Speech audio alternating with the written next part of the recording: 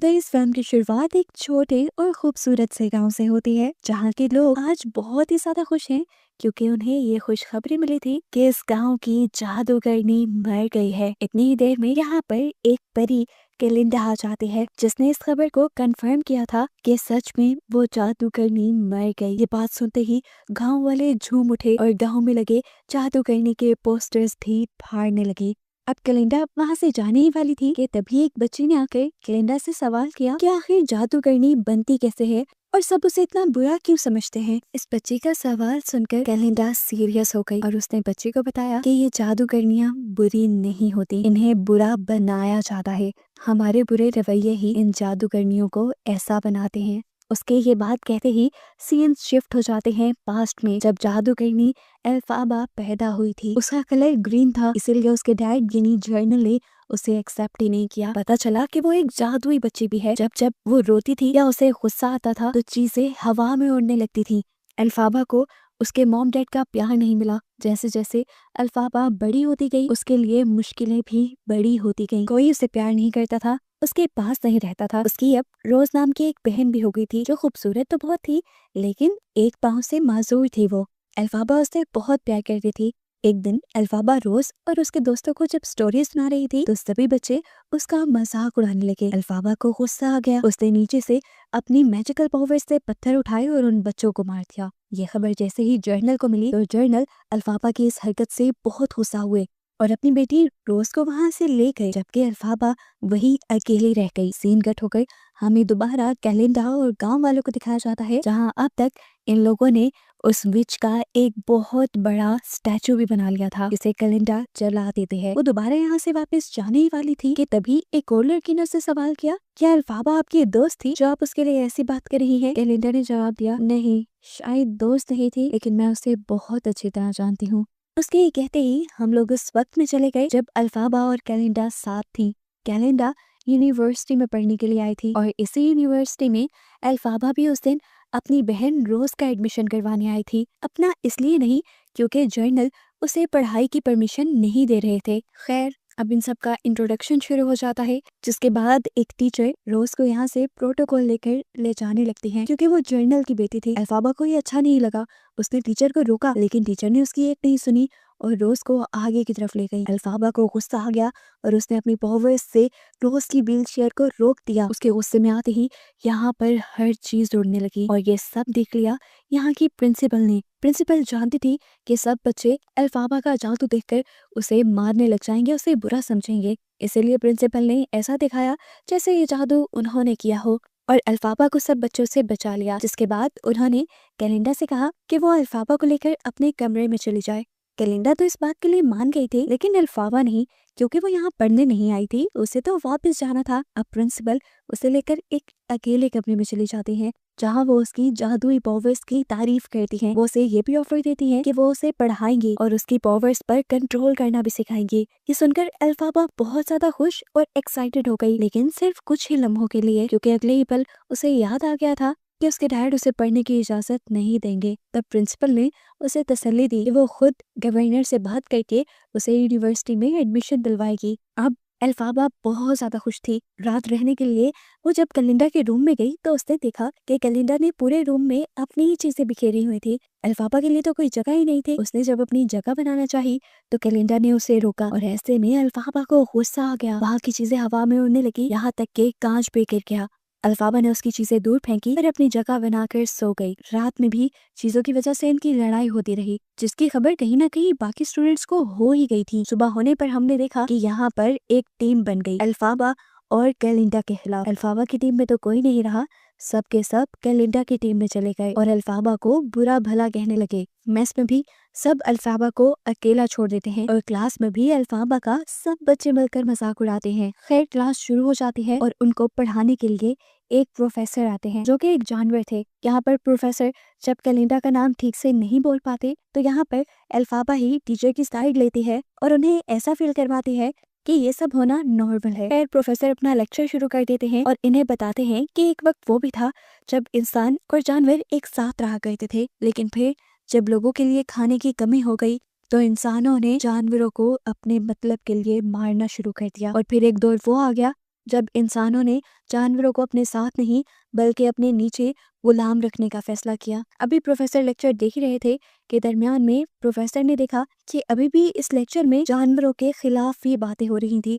वो दुखी होकर वहां से चले गए। अल्फाबा को ये देखकर उनका दुख समझ आया, क्योंकि अल्फाबा को भी कभी किसी ने उसका हक नहीं दिया था। अल्फाबा प्रोफेसर के साथ गई और उसने प्रोफेसर से दोस्ती कर ली। यहाँ पर सीन कट होकर दिखाया जाता है कि अब प्रिंसिपल ने अल्फाबा की ट्रेनिंग भी शुरू कर दी थी, जिसमें उसे अपनी मैजिकल पावर्स को कंट्रोल करना सीखना था। अल्फाबा अपनी पावर्स से चीजों को ठीक से तो उठा लेती है, लेकिन जैसे ही उसे गुस्सा आता है सारी चीजें तहस नहस होने लगती हैं।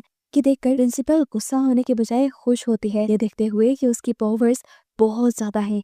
रात में जब अल्फाबा दोबारा प्रोफेसर के पास आने वाली थी, तब उसने सुना कि टीचर अपने लोगों को कह रहे थे कि अब हमें अपना सामान पैक करके यहाँ से चलना होगा, अब हमारी यहाँ पे कोई जगह नहीं है। वो दिन दूर नहीं जब इंसान हमें मार देंगे। ये सुनकर अल्फाबा उदास हो गई। वो वहां से जाने ही वाली थी कि प्रोफेसर ने उसे देख लिया और अंदर बुला लिया। प्रोफेसर उसे बहुत प्यार दे रहे थे। ये देखते हुए अल्फाबा ने उससे प्रॉमिस किया कि मैं आप लोगों की मदद जरूर करूंगी और आप लोगों को आपका हक दिलवा कर रहूंगी। ये कहने के बाद अल्फाबा यहाँ से चली गई जंगल की तरफ, जहाँ जंगल में उसकी मुलाकात हो गई एक लड़के से जो घोड़े पे यहाँ की तरफ आ रहा था। अल्फाबा को देखकर वो डर गया और यहाँ हमें पता चला कि वो प्रिंस था। दूसरी तरफ यूनिवर्सिटी में भी प्रिंस के आने के चर्चे होने लगते हैं और कैलेंडा खूब अच्छे से तैयार होती है प्रिंस को इम्प्रेस करने के लिए। प्रिंस यूनिवर्सिटी में आकर ज्यादा किसी को भाव नहीं देता, लेकिन कैलेंडा जो कि यूनिवर्सिटी की ब्राइट और सबसे खूबसूरत स्टूडेंट थी और बार बार प्रिंस को इम्प्रेस करने की कोशिश भी कर रही थी, तो आखिर प्रिंस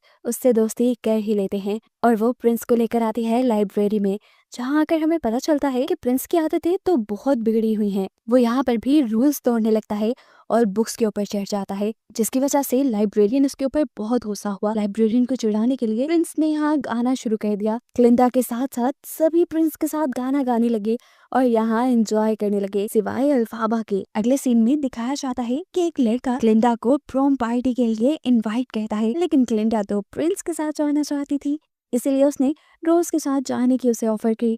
रोज तो लड़के के इनवाइट करने पे ही बहुत खुश हो गई और जैसे ही ये बात उसने अल्फाबा को बताई तो अल्फाबा ने रोज को जाने से मना किया, क्योंकि उसे लग रहा था कि इसके पीछे क्लिंदा की कोई चाल होगी। पर रोज ये बात कहाँ समझने वाली थी, वो तो अल्फाबा के मना करने पर गुस्सा हो गई। यहाँ पर दिखाया गया कि क्लिंदा भी प्रोम पार्टी में जाने के लिए बहुत अच्छे से तैयार हो रही थी और तभी यहाँ पर अल्फाबा भी आ गई। क्लिंदा के फ्रेंड्स को क्लिंदा के सामान में से एक बहुत ही अजीब कैप मिली।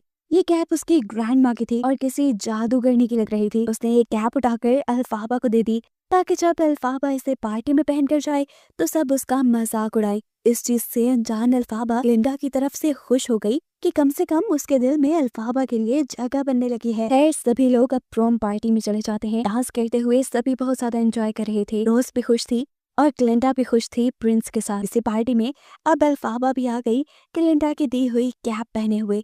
उसके इस अजीब से हुलिये को देखकर सभी लोग उसका मजाक बनाने लगे। सभी लोग उस पर हंस रहे थे। उसने यही कैप उतार कर अब जमीन पे रखी और यहाँ पे अकेले ही डांस करना शुरू कर दिया, क्योंकि वो तो किसी के साथ आई ही नहीं थी। उसका अजीब डांस देखकर सभी लोग और ज्यादा उसका मजाक उड़ा रहे थे, एक दूसरे के साथ मिलकर हंस रहे थे। और ये देखते हुए लिंडा को अब बुरा लगने लगा, क्योंकि सब अल्फाबा के साथ उसी की वजह से तो हो रहा था। अपने गिल्ट को कम करने के लिए क्लिंडा ने यहाँ आकर अल्फाबा का डांस में साथ दिया और अल्फाबा जैसा ही डांस किया, जिससे सभी लोगों को भी उनकी गलती का एहसास हो गया और वो भी अल्फाबा के साथ अल्फाबा जैसा ही डांस करने लगे, जिसका साफ मतलब था कि क्लिंडा के साथ साथ अल्फाबा को बाकी लोगों ने भी एक्सेप्ट कर लिया है। ये अल्फाबा के लिए एक बहुत बड़ा दिन था। अब उसके दिल में से क्लिंडा के लिए भी सारी बुराई खत्म हो गई थी। ये दोनों यहाँ अपनी नाराजगी खत्म करने के लिए एक दूसरे से गले मिलते हैं। पार्टी से जाने के बाद अपने रूम में आज ये दोनों पहली मर्तबा दोस्तों की तरह बातें कर रही थी। क्लिंडा ने अल्फाबा को बताया कि मैं और प्रिंस जल्द शादी करने वाले हैं। ये बात सीक्रेट है, सिर्फ तुम्हें ही पता है। अपना सीक्रेट बताने के बाद क्लिंडा ने अल्फाबा से उसका सीक्रेट पूछा। उसे लगा था कि अल्फाबा का सीक्रेट उसकी ग्रीन बॉटल है, जो वो हमेशा अपने तकिए के नीचे रखती है, जो जल्दी से क्लिंडा ने उठा ली ताकि अल्फाबा उसे उसका सीक्रेट बता दे। लेकिन ये अल्फाबा का सीक्रेट नहीं था। उसने जल्दी से ये बोतल लेकर अपने तकिए के नीचे रख ली, क्योंकि ये बोतल उसकी मॉम की थी। उसकी ये हरकत से क्लिंडा नाराज होकर अपने बेड पे चली जाती है। तब उसे मनाने के लिए अल्फाबा उसके पास आती है और उसे बताती है असल में मेरे डैड यानी गवर्नर मुझे बिल्कुल पसंद नहीं करते क्योंकि मैं ग्रीन बेबी पैदा हुई थी। अब उनका दूसरा बच्चा भी मेरे जैसा ना हो जाता, इसीलिए गवर्नर यानी मेरे डैड ने मेरी मॉम को बहुत ज्यादा रोज मिल्क पिलाया, जिससे रोज एक ग्रीन बच्ची तो पैदा नहीं हुई लेकिन वक्त से पहले पैदा हो गई। इसी वजह से वो पाँव से मासूर है और रोज के जल्दी पैदा होने की वजह से अल्फाबा की मॉम भी मर गई थी। अल्फाबा को लगता था कि इन सारी चीजों की जिम्मेदार वो है। अगर वो इस तरह पैदा ना होती तो ना ही उसके डैड उसकी मॉम को वो मिल्क पिलाते, ना ही रोज जल्दी पैदा होती, ना ही वो मासूर होती और आज शायद उसकी मॉम भी जिंदा होती। ये बताते हुए वो बहुत ज्यादा इमोशनल हो गई। ये देखकर कलिंदा ने उसे समझाया कि इसमें उसका तो कोई कसूर नहीं। अल्फाबा का मूड चेंज करने के लिए अब वो अल्फाबा को ग्रूम करती है, उसका थोड़ा मेकअप करती है और स्टाइल चेंज करती है, जिसकी वजह से अगले दिन यूनिवर्सिटी जाने पर सब उसे पसंद कर रहे थे। आज तो प्रिंस भी रुककर उससे बातें करने लगा था। अल्फाबा इस टाइम जा रही थी अपने प्रोफेसर से मिलने, जो कि एक जानवर था। अब जानवर क्योंकि इस दुनिया में सेफ नहीं रहे थे, इसीलिए ये सारे जानवर कॉलेज छोड़कर जा रहे थे।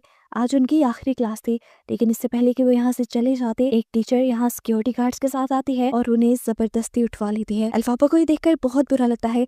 वो उनकी मदद करना चाहती थी लेकिन कुछ नहीं कर पाई। अब उन प्रोफेसर की जगह एक नए प्रोफेसर आ गए थे, जिन्होंने अपनी कैद में एक छोटा सा शेर का बच्चा रखा हुआ था। उसे पिंजरे में रखकर प्रोफेसर बच्चों को ये बताना चाह रहे थे कि अब जानवर हमारे साथ नहीं बल्कि हमारी कैद में रहा करेंगे। ये सारी चीजें देखते हुए अल्फाबा को बहुत ज्यादा गुस्सा आ चुका था। उसे जानवरों को कैद करने वाली बात बिल्कुल पसंद नहीं आई थी। उसके गुस्से में यहाँ पे मौजूद सारे फ्लावर्स, सारी चीजें उड़ने लगी और उसके गुस्से के असर से यहाँ सब लोग बेहोश हो गए सिवाय प्रिंस के। बच्चों के बेहोश होते ही यहाँ पर अल्फाबा उठी उस शेर के बच्चे को जंगल में छोड़ के आने के लिए। प्रिंस भी उसकी मदद करता है और ये लोग शेर के बच्चे को लिए एक साइकिल पे जंगल की तरफ निकल जाते हैं। पीछे से प्रिंसिपल जब उनकी क्लास में आते हैं तो सारे बच्चों को और टीचर को बेहोश पाती हैं। ये देखकर वो समझ गई कि जरूर अल्फाबा ने ही ये सारा जादू चलाया होगा। उसकी जादुई पावर बहुत ज्यादा बढ़ चुकी थी। ये देखकर वो बहुत खुश हुई और उन्होंने जाकर एक बड़े जादूगर को खत लिखा। यहाँ जंगल में अब प्रिंस और अल्फाबा की किसी बात पर बहस हो जाती है। प्रिंस नाराज होकर यहाँ से जाने ही वाले थे कि अल्फाबा ने प्रिंस का हाथ पकड़ लिया। वो भी अब प्रिंस को पसंद करने लगी थी, लेकिन वो जानती थी कि प्रिंस कभी भी उससे शादी नहीं करेंगे, इसलिए उसने खुद ही ज्यादा बात आगे बढ़ा ही नहीं और ये लोग वापस आ गए। अगले दिन पता चला कि यूनिवर्सिटी में अल्फाबा के लिए एक बहुत बड़ा सरप्राइज था। एक बहुत बड़े जादूगर ने अल्फाबा को मिलने के लिए बुलाया था, क्योंकि प्रिंसिपल ने अल्फाबा की जादुई पावर्स के बारे में जो उसे बताया था। अल्फाबा को अपने लिए ये बहुत अच्छा मौका लगा और उसने जादूगर से मिलने का फैसला कर लिया। उसे लेने के लिए एक ग्रीन कलर की ट्रेन भी आई। जब वो जाने लगी थी तो सब यहाँ उससे मिलने के लिए आए। प्रिंस उसके लिए गुड लक फ्लावर भी लेकर आए थे और साथ ही साथ क्लिंडा भी उससे मिलने के लिए आई थी। यहाँ क्लिंडा ने उससे अपना एक और राज शेयर किया कि अब प्रिंस और उसकी दोस्ती पहले जैसे नहीं रही। प्रिंस अब उससे कुछ नाराज नजर आते हैं। यह बताने के बाद अल्फाबा को भी थोड़ा दुख हुआ, लेकिन खैर अब वो ट्रेन में चढ़ गई। जाते जाते क्लिंडा ने अल्फाबा को एक लेटर पकड़ा दिया जिसमें ये लिखा था कि क्लिंडा उसके साथ जाना चाहती है, लेकिन ये बात वो उसे कह नहीं पाई। अल्फाबा ने उसे देखा और हाथ पकड़कर उसे जल्दी से ट्रेन में खींच लिया। कुछ ही देर में फाइनली ये लोग एमराल्ड सिटी पहुंच भी चुके थे। ये वही शहर था जिसे हमने मूवी के स्टार्ट में भी देखा, यानी फ्यूचर में भी देखा है। यहाँ पर उन दोनों का बहुत अच्छे से वेलकम किया जाता है। सभी लोग उनके लिए डांस करते हैं और फाइनली अब उन्हें अंदर लेकर आया जाता है। इन्हें पता चलता है कि ये जादुई शहर था जहाँ पर इन्हें एक मैजिक शो देखने को भी मिला और इस शो के बाद फाइनली जादूगर यानी विज़र्ड उनके सामने आ गया। ये विज़र्ड ये जादूगर अल्फाबा को अपने साथ ले जाता है और इस शहर का फ्यूचर दिखाता है जो उसने डिजाइन किया था। वो शहर काफी खूबसूरत लग रहा था। अल्फाबा जादूगर को सजेस्ट करती है कि आप इनकी गलियों को येलो कलर का कर दें, यानी रोशनियों से भर दे। जादूगर ये भी कर देता है। अब यहाँ जादूगर इसी शहर के पास अल्फाबा को अल्फाबा का एक छोटा सा पुतला भी दिखाता है जो ये शो कर रहा था कि इस शहर के ऊपर अल्फाबा हुकूमत करेगी। जो देखकर अल्फाबा ने फौरन कहा कि मेरा ख्वाब कहीं पे हुकूमत करना नहीं है, मेरा ख्वाब है कि मैं जानवरों के लिए कुछ कर पाऊँ और इस पे मुझे आपकी मदद की जरूरत है। उनकी इन्हीं बातों के दौरान यहाँ पर प्रिंसिपल भी आ जाती है, जिन्हें देखकर अल्फाबा बहुत ज्यादा खुश होती है और जाकर उनके गले मिल जाती है। खैर यहाँ पर इनकी बात चल रही थी कि अल्फाबा जानवरों के लिए कुछ करना चाहती थी। अब यहाँ पर एक बंदर जादूगर के कहने पे एक जादुई किताब से कपड़ा उठाता है, जिसके बाद जादूगर अल्फाबा से कहते हैं कि इस बंदर को उड़ने का बहुत शौक है और इस मंत्र से तुम उसे पढ़ दे सकते हो। उनके कहने पर अल्फाबा वो मंत्र पढ़ती है और हैरानकुन तौर पर जादू काम भी कर जाता है। अल्फाबा खुश थी कि उसने जानवर के लिए कुछ किया, लेकिन जब उसने देखा कि उसके जादू के बाद बंदर दर्द से तड़पने लगा है और उसकी पीठ पर पंख आने लगे हैं, तो वो डर गई। वो इस जादू को बंद करना चाहती थी, लेकिन जब उसने इस मंत्र को उल्टा पढ़ा तब भी ये जादू रिवर्स नहीं हुआ। गुस्से में आकर उसने जादूगर से इस जादू को दोबारा बंद करने को कहा। तब जादूगर ने बताया कि उसकी भी जादुई पावर्स इतनी ज्यादा नहीं है कि वो इस किताब के मंत्रों को पढ़ पाए, और ये काम अल्फाबा ने कर लिया था। तो इसका मतलब था कि अल्फाबा की ताकतें बहुत ज्यादा है और अब ये सब जो कुछ हो रहा है इसे कोई भी चाहकर नहीं रोक सकता। ये सुनकर अल्फाबा को और भी ज्यादा दुख हो गया। वो क्या करना चाहती थी और क्या हो गया। बाहर जाकर जब उसने देखा तो पूरी बंदरों की फौज दर्द में तड़प रही थी और उनकी पीठ पर आ रहे थे। ये देखकर वो समझ गई कि असल में जादूगर और प्रिंसिपल ने मिलकर उसे फंसाया है। असल में ये दोनों ही जानवरों को पसंद नहीं करते थे और जानवरों को अपना गुलाम बनाना चाहते थे, जिसके लिए उन्होंने भोली अल्फाबा का इस्तेमाल किया। ये जानकर अल्फाबा को गुस्सा आ गया और वो जादुई किताब लेकर यहाँ से भागने का फैसला करती है। उसको भागता देखकर प्रिंसिपल क्लिंडा को जादू सीखने की ऑफर देती है और उसे कहती है इसके बदले तुम्हें सिर्फ अल्फाबा को यहाँ लाना होगा। क्लिंडा को भी ये मौका अच्छा लगा और वो भी अल्फाबा को पकड़ने के लिए उसके पीछे भागी। अब यहाँ जिन बंदरों की फौज को पर मिल चुके थे, प्रिंसिपल उन सारे बंदरों को उड़कर अल्फाबा को ढूंढ कर लाने को कहती है। यहाँ पर जादूगर भी अपने एक खास कमरे में जाकर अपने खास गार्ड को अल्फाबा को ढूंढने पर लगा देता है। क्लिंडा जो हर हाल में जादूगर बनने का मौका नहीं गंवाना चाहती थी, वो अब अल्फाबा के करीब पहुंच भी चुकी थी। वो अल्फाबा को रोक रही थी कि अल्फाबा ना जाए, लेकिन अल्फाबा ने जाना था। वो इस टाइम एक ऐसे कमरे में आ चुकी थी जहाँ पे एक हॉट एयर बैलून था। उसमें बैठकर वो यहाँ से भाग जाना चाहती थी, लेकिन तब तक जादूगर के बहुत से आदमी भी उनको पकड़ने के लिए यहाँ आ गए। लेकिन उससे पहले ही अल्फाबा उस हॉट एयर बैलून के अंदर बैठकर वहां से जाने लगी। इससे पहले कि वो निकल जाती, ऊपर से महल की छत बंद कर दी गई, जिससे उनका हॉट एयर बैलून फट गया और वहां पे आग लग गई। अल्फाबा और क्लिंडा नीचे गिरकर एक कमरे में फंस गए, जहाँ क्लिंडा ने अल्फाबा को समझाया कि ये अच्छा मौका है, तुम्हें सब कुछ मिल रहा है, तुम क्यों नहीं उनके ऑफर कबूल कर रही। जिस पर गुस्से में अल्फाबा उसे कहती है मेरा सपना हुकूमत करना नहीं है, मुझे हमेशा से जानवरों के लिए कुछ करना था। दूसरी तरफ दिखाया जाता है कि प्रिंसिपल पूरी यूनिवर्सिटी और पूरे शहर में ये खबर फैला देती हैं कि अल्फाबा चोर है और वो उनकी जादुई किताब लेकर भाग गई है, जो सुनकर सभी को बहुत बुरा लगा था और सभी उससे नफरत करने लगे थे। ये ऐलान अल्फाबा और क्लिंडा ने भी सुना था। अल्फाबा को तो ये सुनकर बहुत ज्यादा गुस्सा आ गया। तब क्लिंडा ने उसे समझाया कि तुम गुस्सा थूक दो और जाकर प्रिंसिपल से माफी मांग लो, सब पहले जैसा हो जाएगा। लेकिन अल्फाबा अब कुछ ऐसा नहीं करना चाहती। उसके साथ जितना बुरा हो चुका था, इससे ज्यादा बुरा वो सह भी नहीं सकती थी। उसने अब उस जादुई किताब में से एक मंत्र पढ़ना शुरू किया। क्लिंडा उसे रोकती रही, लेकिन उस मंत्र की वजह से उसके पास एक जादुई झाड़ू आ गया, जिस झाड़ू को लेकर